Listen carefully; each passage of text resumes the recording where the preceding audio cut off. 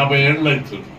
ఎంతమంది ముఖ్యమంత్రుల దృష్ట్యా 10-15 మంది ముఖ్యమంత్రుల దృష్ట్యా ఎవ్వరు వెంగళరావు కానీ, చెన్నారెడ్డి కానీ, ఎన్టీ రామారావు, చంద్రబాబు, రాజశేఖర రెడ్డి, ఏ ముఖ్యమంత్రి కూడా భూములు అమ్మాలని విజయభాస్కర్ రెడ్డి హాస్టల్కుంటే అంటుడు క్రిస్టాన్ని హాస్టల్ బిల్డింగ్ కట్టమంటూ బంజారా స్టడీ సర్కిల్ కట్టమంటూ మరి వచ్చే తరంలో భూములు ఉంటాయని అంటున్నారు ఎవరు విజయభాస్కర్ రెడ్డి. అట్లాంటి గొప్ప గొప్ప ముఖ్యమంత్రులే ఒక ఎకరా భూమి కట్టడానికి అమ్మడానికి ముందుకు రాని పరిస్థితుల్లో ముఖ్యమంత్రులు చూశాం.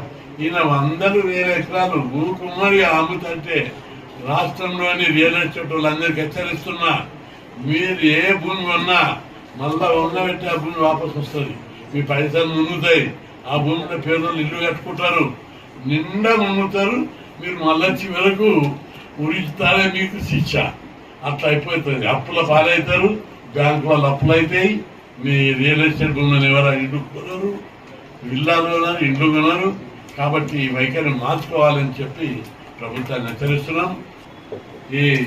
ఇప్పుడు ప్రభుత్వాలను అధికారంలో ఉన్న వాళ్ళు ఏం చేస్తున్నారు, భూముల దందాలనే పైసలు ఎక్కువ వస్తాయని ఇష్టం వచ్చినాడు దందాలు చేస్తున్నారు.